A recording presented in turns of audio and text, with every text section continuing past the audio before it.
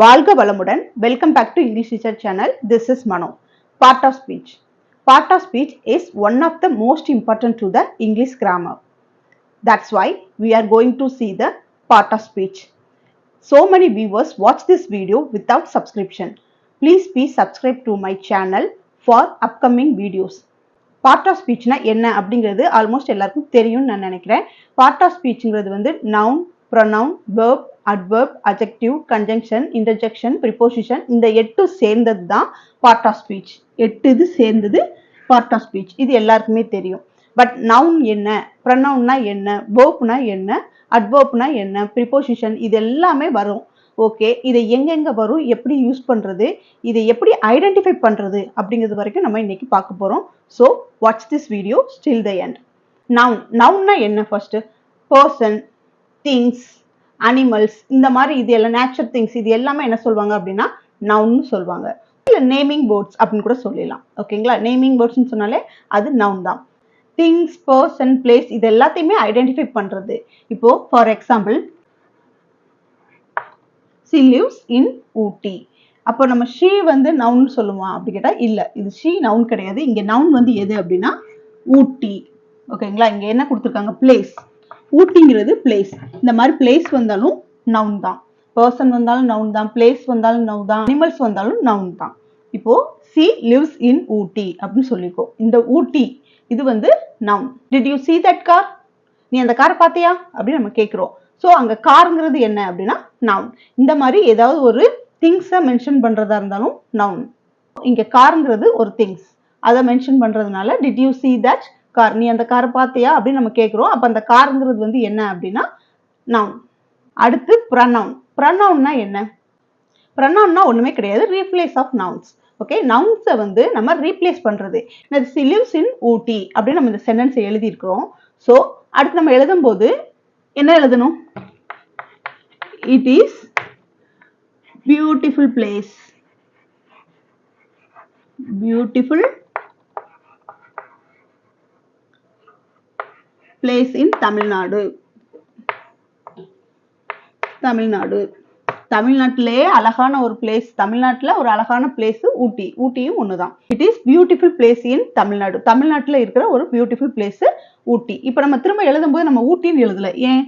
அதுக்கு பதிலாக தான் நம்ம என்ன போட்டிருக்கோம், இட் அப்படின்னு போட்டிருக்கோம். அப்போ இங்கே நம்ம இட்டுன்னு மென்ஷன் பண்றோம் இல்லையா, இந்த இட்டு தான் ப்ரொனவுன். ஓகேங்களா, நம்ம அங்கே ஃபர்ஸ்ட் எழுதும் போது என்ன யூஸ் பண்ணோம், ஊட்டின்னு மென்ஷன் பண்ணோம். அந்த மாதிரி மென்ஷன் பண்றதை நம்ம நவுன்னு சொல்றோம். இப்போ அதையே நம்ம ரீப்ளேஸ் பண்ணும்போது என்ன போடணும் அப்படின்னா ஊட்டின்னு போடாம இட் அப்படின்னு சொல்லி நம்ம யூஸ் பண்றோம். So it is beautiful place இன் தமிழ்நாடு. நம்ம அதே சென்டென்ஸை கூட நம்ம எடுத்துக்கலாம். she lives in ஊட்டி அப்படின்னு சொல்லியிருக்கோம். அப்ப இங்க lives-ன்னு கொடுத்துருக்காங்க இல்லையா, lives அவள் வந்து ஊட்டியில வசிக்கிறாள் அப்படின்னு சொல்லும்போது she lives in ஊட்டி. அப்ப இந்த lives-ன்னு சொல்றோம் இல்லையா, இதுதான் verb. ஓகேங்களா, ஃபர்ஸ்ட் verb-னா என்ன? verb-னா என்ன? verb-ங்கிறது வந்து description of action. அப்படி இல்லை அப்படின்னா state. இந்த ஸ்டேட் ஆக்ஷன் இதை வந்து மென்ஷன் பண்ணும்போது நம்ம அதை வந்து verb-ன்னு சொல்றோம். இப்போ வந்து இது வந்து ஆக்ஷன்ல இருக்கா ஸ்டேட்ல இருக்கா அப்படின்னு கேட்டா இது ஸ்டேட். அவங்க வந்து வசிக்கிறாங்க. ஓகே, வசிக்கிறாங்கும் போது அங்க ஏதோ ஒரு வேலை செய்யறாங்கன்னு சொல்ல வரல, வசிக்கிறாங்கும் போது அது ஒரு ஸ்டேட். ஓகே, இப்போ ஆக்ஷன் நீங்க சொல்றதா இருந்தா so she walks to work, வேலைக்கு நடந்து போறாங்க. இப்போ இந்த வாக்ஸ்ன்னு சொல்றோம் இல்லையா, இது வந்து action. Okay, she walks to work. அப்போ இங்க வாக்ஸ்ங்கிறது நடக்கிறது, அங்க வந்து ஒரு வேலை நடந்துகிட்டு இருக்கு, ஒரு ஆக்ஷன்ல இருக்கிறாங்க அப்படின்னு சொல்லும்போது வாக்ஸ்ன்னு சொல்றதுனால நம்ம அது ஆக்ஷன் வெர்ப்னு சொல்றோம். பட் லிவ்ஸ்ங்கிறது வந்து ஆக்ஷன் வெர்ப் கிடையாது, அது ஸ்டேட் வெர்ப், அங்க வசிக்கிறாங்க அப்படின்னு சொல்றது.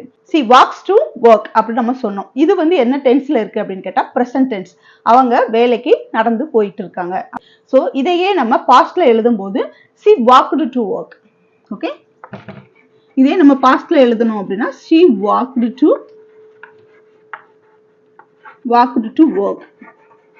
அவங்க வேலைக்காக நடந்தாங்க, அப்ப அவங்க நடந்து முடிச்சிட்டாங்க. சோ இந்த ஆக்ஷன் வந்து என்ன ஆயிடுச்சு, வாக்டுங்கிறது நடந்து முடிஞ்ச ஒரு ஆக்ஷன், அதாவது பாஸ்ட் வேர்ப்ல இருக்கு, பாஸ்ட் அதாவது பாஸ்ட் ஃபார்ம்ல இருக்கு.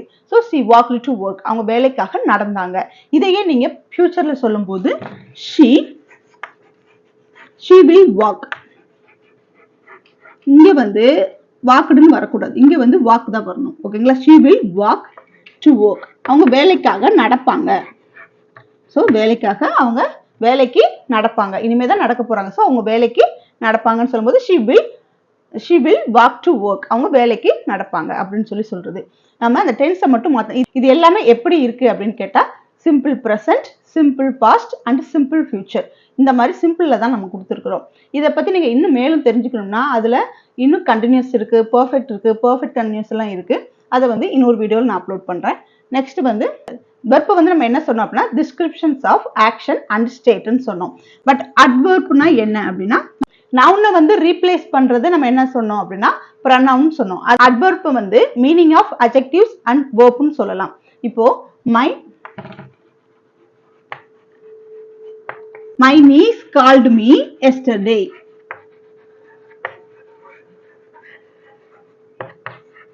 My niece called me yesterday. இந்த yesterdayங்கிறது எதை மீன் பண்ணுது அப்படின்னா called. இந்த yesterdayங்கிறது வந்து எதை மீன் பண்ணுது அப்படின்னா நம்ம verb-ஐ மீன் பண்ணுது.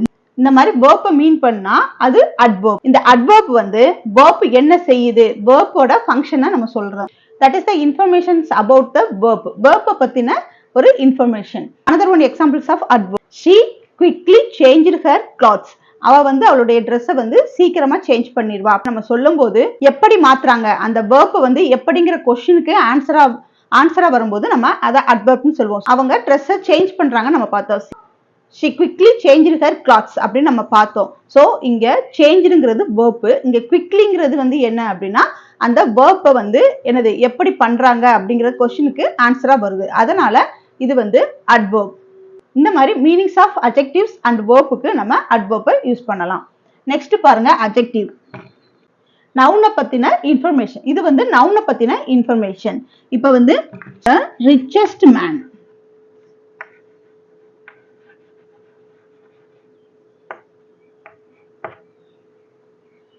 he is the richest man in the world. இந்த உலகத்திலே அவன் ரொம்ப பெரிய பணக்காரன். he is the richest man in the world. இந்த உலகத்திலே பெரிய பணக்காரன் அவன் தான் அப்படின்னு சொல்லும்போது இங்க richestன்னு கொடுத்திருக்காங்க இல்லையா. richestங்கிறது யாரை சொல்றாங்க அப்படின்னா அவன்கிற நவுனை மென்ஷன் பண்றதுனால இங்க அவன்கிறது வந்து ப்ரொனவுன். பட் ப்ரொனவுனே என்னது நவுனோட ரீப்ளேஸ்மெண்ட் தான். அவன் வந்து ரொம்ப பெரிய பணக்காரன், இந்த உலகத்திலே அவன் பெரிய பணக்காரன் சொல்லும்போது இந்த richestங்கிறது வந்து என்ன வரும் அப்படின்னா அட்ஜெக்டிவ்ஸ் வரும். ஏன் அப்படின்னா இந்த richestங்கிறது வந்து யாரை குறிக்குது, அவன்கிற நவுன், அதாவது ப்ரொனவுனை குறிக்குது. அதனால நம்ம இது adjectives. she is a beautiful ladyன்னு சொல்றோம். அப்ப sheங்கிற பியூட்டிஃபுல்ங்கிறது வந்து யாரை குறிக்குது அப்படின்னா அந்த ஷீயை குறிக்குது. அப்படி ஷீயை குறிச்சிச்சு அப்படின்னா நம்ம அங்க அட்ஜெக்டிவ் யூஸ் பண்ணணும். அந்த அட்ஜெக்டிவ் வந்து யாரை மென்ஷன் பண்ணி வரும் அப்படின்னா நவுனை மென்ஷன் பண்ணி வரும். நவுனை மென்ஷன் பண்ணி வர்றது எல்லாமே என்ன அப்படின்னா அட்ஜெக்டிவ்ஸ். அடுத்து preposition. we lived in Chennai, நாங்கள் சென்னையில் வசித்தோம் அப்படின்னு சொல்றாங்க. சோ இங்க வந்து in சென்னையில் அப்படின்னு சொல்றதுனால இங்க in வந்து என்ன அப்படின்னா preposition. your key is dash the table கொடுத்திருக்கோம். இங்க என்ன போடலாம், on the table, டேபிள் மேல இருக்கு அப்படின்னு சொல்லி போடலாம். இல்ல அப்படின்னா இந்த டேபிள்குள்ள இருக்கு, ட்ரால இருக்கும் இல்லையா, டேபிள்குள்ள இருக்கு அப்படின்னு போடலாம். under the table, டேபிளுக்கு கீழே இருக்கு அப்படின்னு நம்ம போடலாம். in front of, டேபிளுக்கு முன்னாடி இருக்கு அப்படின்னு எழுதுறதுக்கு in front of நம்ம போடலாம். இந்த மாதிரி இதெல்லாம் நம்ம யூஸ் பண்ணலாம். அதாவது your key is on the table, in the table, under the table, in front of table. இது தவிர்த்து என்ன யூஸ் பண்ணலாம் அப்படிங்கறத நீங்க என்னுடைய கமெண்ட்ல சொல்லுங்க. நெக்ஸ்ட் போலாம். கன்ஜங்ஷன். கன்ஜங்ஷன்ங்கிறது வேற ஒண்ணும் கிடையாது, join part of sentence together. ஒரு ரெண்டு சென்டென்ஸை வந்து நம்ம என்னது ஜாயின் பண்றதுக்கு யூஸ் பண்றதுதான் conjunction. so that is the together of the sentence. ரெண்டு சென்டென்ஸை ஜாயின் பண்றோம். இப்போ Rose is the sweetest and beautiful flower. இது சென்டென்ஸ் வந்து பாருங்க ரெண்டு சென்டென்ஸா நம்ம எழுதலாம். எப்படின்னா Rose is the sweetest எழுதிட்டு நீங்க ஃபுல் ஸ்டாப் வச்சு அண்ட்னு போடாம நீங்க என்ன எழுதலாம், இட் இஸ் பியூட்டிஃபுல் ஃபிளவர் அப்படின்னு எழுதலாம். சரியா? அப்ப இது இப்படி எழுதும் போது நீங்க அது ரெண்டு சென்டென்ஸா வந்துருது. ரோஸ் இஸ் த ஸ்வீட்டஸ்ட், அப்புறம் it is the beautiful flower அப்படின்னு நம்ம சொல்றோம். ஆனா இதை நம்ம வந்து ஜாயின் பண்ணி எழுதும் போது rose is the sweetest and beautiful flower ரெண்டையும் சேர்த்து ஒரே சென்டென்ஸா நம்ம மேக் பண்ணிக்கலாம். அடுத்தது பாருங்க conjunction. wow, we won the match. நாங்க எங்க மேட்சை என்ன பண்ணிட்டோம், வின் பண்ணிட்டோம். மேட்சை வந்து நாங்க என்ன பண்ணிட்டோம் அப்படின்னா வின் பண்ணிட்டோம்.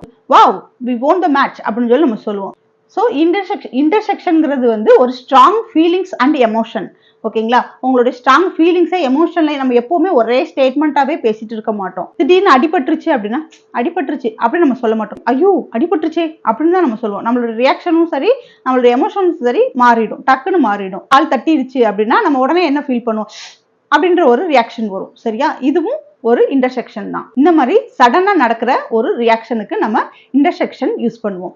இன்னைக்கு நம்ம பார்ட் ஆஃப் ஸ்பீச்சில் உள்ள பேசிக் எல்லாமே நம்ம பார்த்துட்டோம். Noun, pronoun, verb, adverb, adjectives, preposition, conjunction and interjection. இந்த 8மே நம்ம 8ல உள்ள பேசிக்கான வேர்ட்ஸ், அதோட மெயின் தீம் என்ன அப்படிங்கறத நம்ம இன்னைக்கு பார்த்துட்டோம். இன்னைக்கான கிளாஸ் கண்டிப்பா உங்களுக்கு பிடிச்சிருக்கும் நான் நம்புறேன். இந்த வீடியோ உங்களுக்கு பிடிச்சிருந்ததுன்னா மறக்காம லைக் பண்ணுங்க, ஷேர் பண்ணுங்க, கமெண்ட் பண்ணுங்க, பக்கத்துல இருக்க சப்ஸ்கிரைப் பட்டனை கிளிக் பண்ணுங்க. Thank you for watching and thank you to your supporting. Thank you.